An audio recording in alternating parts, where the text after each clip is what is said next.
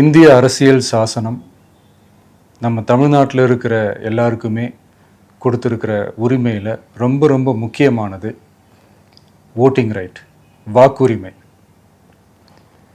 ஒரு மனுஷன் உயிரோடு இருக்கான்றதுக்கு அடையாளமாக இருக்கிறதுல அவனோட ஓட்டுரிமை ரொம்ப முக்கியம்.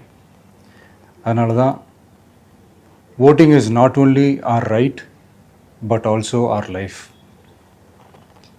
ஒரு முக்கியமான விஷயத்தை பற்றி இப்போ நான் உங்ககிட்ட ஷேர் பண்ண போகிறேன். இது நான் ஃபஸ்ட்டு கேள்விப்பட்ட உடனே எனக்கே ரொம்ப ஷாக்கிங்காக தான் இருந்தது.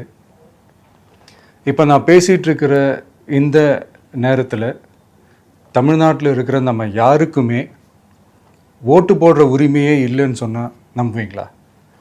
நான் நீங்கள் உட்பட யாருக்குமே அது இல்லை. நான் பயமுறுத்துறேன்னு நினைக்காதீங்க, அதுதான் நிஜமும் கூட. கொஞ்சம் ஏமாந்தால் நம்மளை மாதிரியே இன்னும் லட்சக்கணக்கான பேருக்கும் இதே நிலைமை தான். ஓட்டு போடுற அந்த உரிமையே இல்லாத மாதிரி ஒரு நிலைமை வந்தாலும் வரலாம். இதுக்கு மெயின் ரீசன் அந்த எஸ்ஐஆர், ஸ்பெஷல் இன்டென்சிவ் ரிவிஷன், சிறப்பு தீவிர திருத்தம்.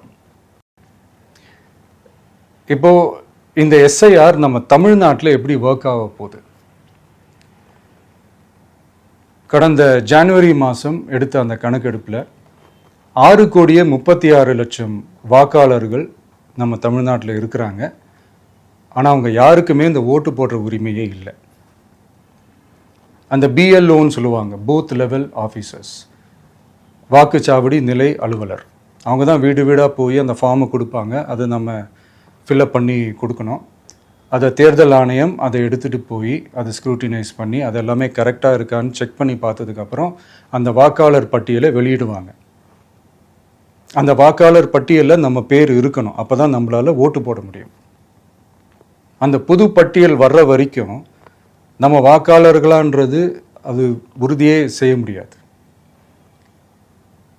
இன்கேஸ் அந்த புது பட்டியலில் நம்ம பேர் இல்லைன்னா அது ஒரு தனி ப்ராசஸ், அது ஒரு தனி ஃபார்ம், அது ஒரு தனி கிளைம்ன்ற மாதிரி அது ஒரு வேறு வேலை.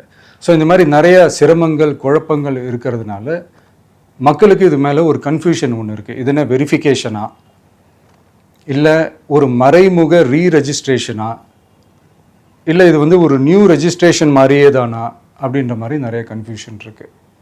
அவங்க செய்ய வேண்டியதெல்லாம் ஒன்றே ஒன்று தான்.